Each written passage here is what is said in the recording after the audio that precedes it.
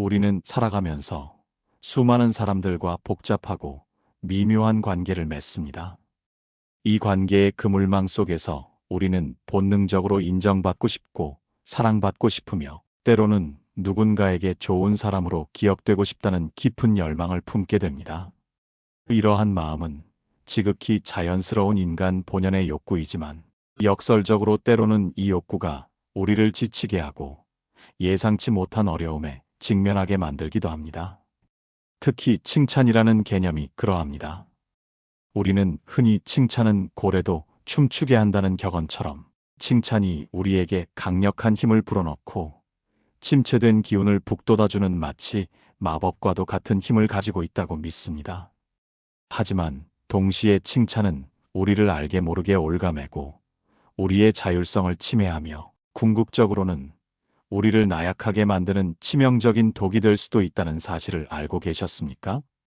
오늘 여러분께 심도 있게 들려드릴 이야기는 바로 이 칭찬이라는 단어 그 이상의 힘을 지닌 한마디, 즉 진정으로 사람의 마음을 깊이 얻을 수 있는 은밀한 비밀에 대한 것입니다. 어떻게 하면 칭찬이 가진 긍정적인 면을 지혜롭게 취하고 그 이면에 숨겨진 부정적인 그림자는 현명하게 회피하면서 궁극적으로는 진정성 있게 타인의 마음을 사로잡을 수 있을까요? 그리고 더 나아가 외부의 평가나 시선에 일희일비하지 않고 내면의 단단한 중심을 지키며 흔들림 없이 자신만의 길을 걸어갈 수 있을까요? 지금부터 그 오랜 시간 베일에 쌓여있던 비밀의 장막을 함께 걷어내 보겠습니다. 이 심오한 이야기는 칭찬이 지닌 심리학적인 효과와 그 한계에 대한 깊이 있는 분석을 시작으로 칭찬이라는 표면적인 소통 방식을 넘어서는 진정한 의미의 소통과 공감에 대한 풍부한 통찰을 제공할 것입니다.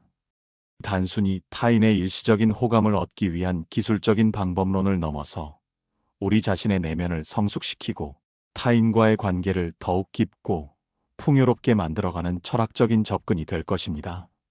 부디 이 이야기가 여러분의 삶에 작은 파문과 함께 신선하고 새로운 관점을 선사하여 삶의 지평을 넓히는 계기가 되기를 진심으로 바랍니다.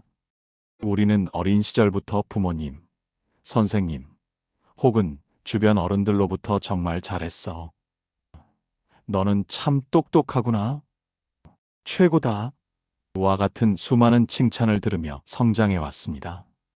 이러한 칭찬은 우리에게 즉각적인 기쁨과 만족감을 안겨주었으며 우리가 어떤 목표를 향해 더 열심히 노력하게 만드는 강력한 동기를 부여하는 것처럼 비쳤습니다.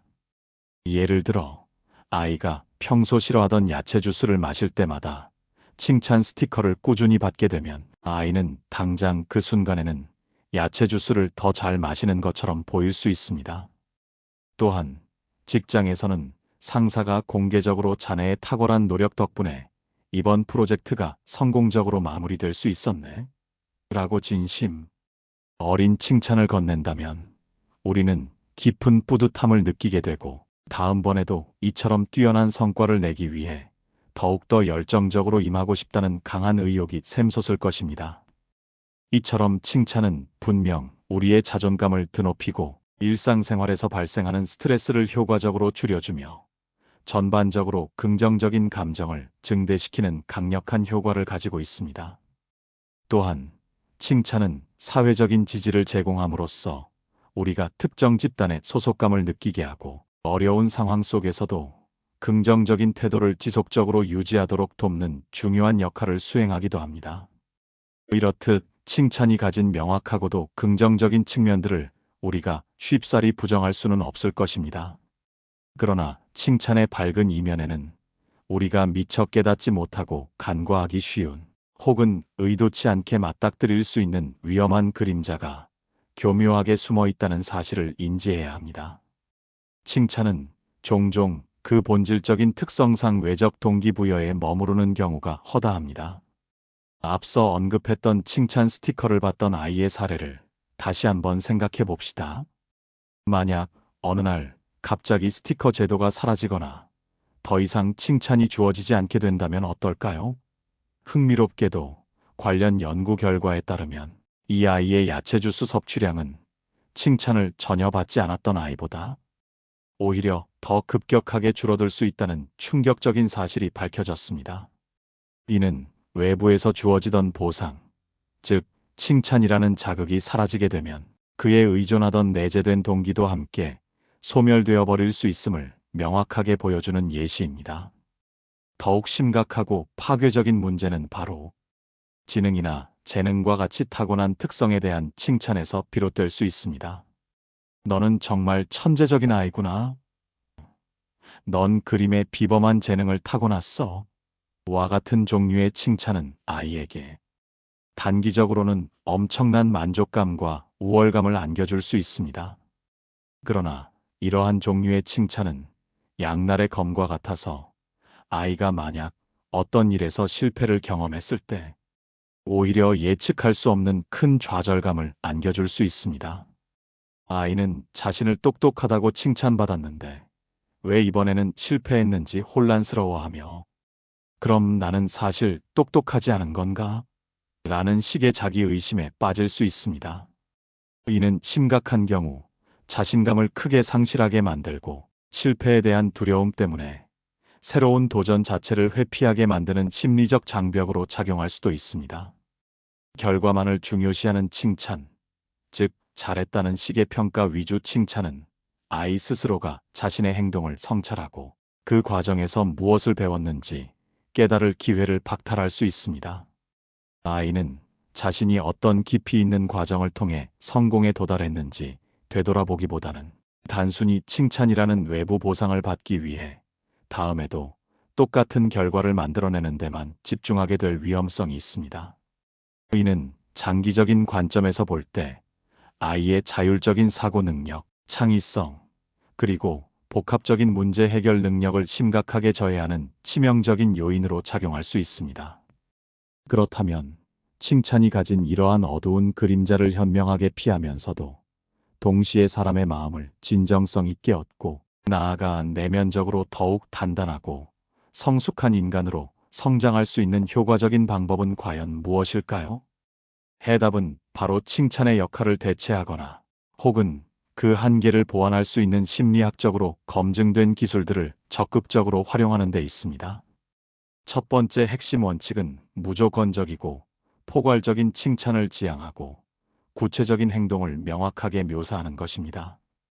예를 들어 아이가 정성껏 그림을 완성했을 때 단순히 정말 잘 그렸네 라고 막연하게 칭찬하기보다는 내 그림의 보라색을 정말 많이 사용했구나. 이 나뭇잎들은 마치 살아있는 것처럼 정말 섬세하게 표현했네. 어떻게 이런 아이디어를 냈니? 와 같이 아이의 구체적인 행동이나 그림 속의 특정 결과물에 대해 언급하는 것이 훨씬 중요합니다. 이러한 구체적인 묘사는 아이에게 자신의 행동에 대한 명확하고 객관적인 인식을 심어주고 어떤 부분이 특히 좋았는지 그리고 어떤 방식으로 그 결과에 도달했는지 스스로 심도 있게 파악하고 성찰할 수 있도록 돕습니다.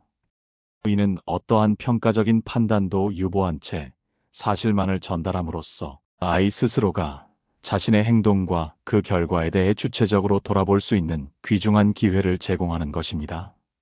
두 번째로 중요한 전략은 질문의 효과적인 활용입니다. 아이가 어떤 과제를 성공적으로 완수했거나 새로운 성취를 이루었을 때 어떻게 이런 기발한 생각을 할 수 있었니? 이 부분을 만들어 나갈 때 가장 어려웠던 점은 무엇이었니? 그리고 어떻게 그 어려움을 극복했니? 이 모든 과정 중에서 어떤 점이 너에게 가장 큰 즐거움을 주었니? 와 같이 개방형 질문을 던져 아이 스스로 깊이 생각하고 자신의 경험을 해석하며 능동적으로 결정을 내리도록 돕는 것이 매우 효과적입니다. 질문은 아이에게 단순한 결과뿐 아니라 과정에 대한 성찰의 기회를 제공하고 자신의 행동과 그 결과에 대한 주체적인 인식을 스스로 내재화할 수 있도록 강력하게 지원합니다. 이는 아이가 외부의 피상적인 칭찬에만 의존하는 것이 아니라 자기 내부에서 기준과 가치를 설정하고 스스로 동기를 부여하는데 필수적인 역량을 길러주는 것입니다. 세 번째 핵심 원칙은 결과보다는 노력과 과정을 구체적으로 칭찬하는 것입니다. 우리는 흔히 너는 정말 똑똑하구나 와 같이 타고난 재능을 칭찬하는 경향이 있지만 이는 앞서 언급했듯이 위험한 결과를 초래할 수 있습니다. 그 대신 어려운 문제였는데도 포기하지 않고 끝까지 노력하는 모습이 정말 대단하다. 복잡한 상황 속에서도 해결책을 찾아내려고 끊임없이 애쓰는 끈기가 정말 멋지네. 실패에도 불구하고 다시 도전하는 용기가 인상 깊었어. 그 과정에서 분명히 많은 것을 배웠을 거야와 같이 아이가 기울인 노력, 연습의 과정, 문제 해결을 위한 끈기, 그리고 적용한 전략 등을 구체적으로 칭찬하는 것이 장기적인 동기부여에 훨씬 더 효과적입니다. 이는 아이에게 성공과 실패의 근본적인 원인이 자신의 통제 범위 내에 있는 노력과 과정에 있음을 분명하게 깨닫게 하고 설령 실패하더라도 그것이 끝이 아니라 더 나은 도전을 위한 배움의 과정임을 인식하게 하여 다시 일어설 수 있는 강력한 용기를 심어줍니다. 실패는 더 이상 두려운 것이 아니라 더 나은 전략을 찾아가는 필수적인 탐색 과정의 일부가 되는 것입니다. 네 번째 중요한 전략은 칭찬 대신 구체적이고 건설적인 피드백을 제공하는 것입니다. 막연하게 잘했어라고 말하는 대신 내가 이 부분을 이렇게 수정한다면 훨씬 더 명확하고 효과적으로 메시지가 전달될 것 같아. 다음번에는 이 방법을 시도해보는 건 어때? 분명 새로운 통찰을 얻을 수 있을 거야. 내가 발표한 내용 중 이 부분은 정말 인상 깊었는데 만약 이 자료를 추가했더라면 더욱 설득력이 있었을 거야와 같이 개선점을 명확히 제시하고 발전적인 제안을 해주는 것이 매우 중요합니다. 이는 아이 스스로 개선점을 발견하고 그 과정을 통해 진정한 성취감을 느끼도록 돕는 효과적인 방법입니다. 마치 정교한 게임에서 플레이어가 촘촘한 계획을 세우고 자신의 플레이에 대해 실시간으로 피드백을 주며 다음 단계를 발전시켜 나가는 것처럼 아이 스스로도 자신의 성과를 객관적으로 평가하고 개선하는 능력을 키우도록 유도할 수 있습니다. 이 과정을 통해 아이는 외부의 일시적인 평가에 좌우되지 않고도 스스로의 성과를 냉철하게 분석하고 능동적으로 개선해 나가는 자기 주도적인 학습 능력과 성장 역량을 내재화하게 됩니다. 마지막으로 조건 없는 사회적 지지는 칭찬이 가진 긍정적인 효과, 즉 심리적 안정감과 소속감 증진이라는 측면을 더욱 강력하고 본질적인 방식으로 구현하는 방법입니다. 우리는 상대방에게 단순히 특정 행동에 대한 칭찬을 넘어 그들의 존재 자체를 있는 그대로 인정하고 존중하며 무조건적인 지지와 깊은 신뢰를 보여줄 수 있습니다. 내가 어떤 선택을 하든 나는 항상 너의 편에서 너를 진심으로 응원할 거야. 내가 어떤 사람이든 나는 너의 본연의 가치를 믿어 의심치 않아와 같은 강력한 메시지를 끊임없이 전달하는 것입니다. 이러한 변함없는 지지는 상대방에게 깊은 심리적 안정감을 제공하고 혹독한 실패의 순간에도 다시 일어설 수 있는 든든하고 견고한 버팀목이 되어줍니다. 중요한 점은 이러한 형태의 지지는 칭찬처럼 특정 조건에 좋은 성과에 기반을 두지 않는다는 것입니다. 이는 상대방이 외부의 피상적인 평가나 기대에 얽매이지 않고 자신의 내면의 소리에 귀 기울이며 오롯이 자신만의 길을 용기 있게 걸어갈 수 있도록 강력하게 북돋아줍니다. 궁극적으로 사람의 마음을 진정으로 깊이 얻는 비밀은 단순히 잘했다는 식의 표면적인 칭찬에만 의존하는 것이 아닙니다. 그것은 상대방의 존재 자체를 있는 그대로 깊이 존중하고 그들이 기울인 성실한 노력과 지난한 과정을 진심으로 인정하며 그들이 스스로의 잠재력을 최대한 발휘하여 성장할 수 있도록 끊임없이 질문하고 건설적이고 통찰력 있는 피드백을 아낌없이 제공하는 데 있습니다.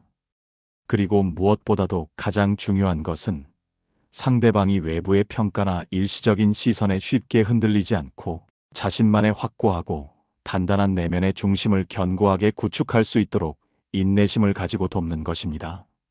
이러한 원칙들은 비단 자녀를 양육하는 부모에게만 해당되는 것이 아닙니다.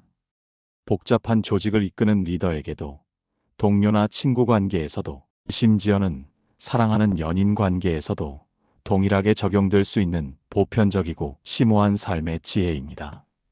우리가 만약 누군가를 진정으로 성장시키고 그들의 삶에 긍정적인 영향을 미치고 싶다면 우리는 그들이 외부의 칭찬이나 피상적인 인정에 얽매이지 않고도 스스로의 본질적인 가치와 무한한 잠재력을 온전히 발견하며 궁극적으로는 자신의 삶을 주체적이고 능동적으로 이끌어갈 수 있도록 인내심을 가지고 도와야 합니다.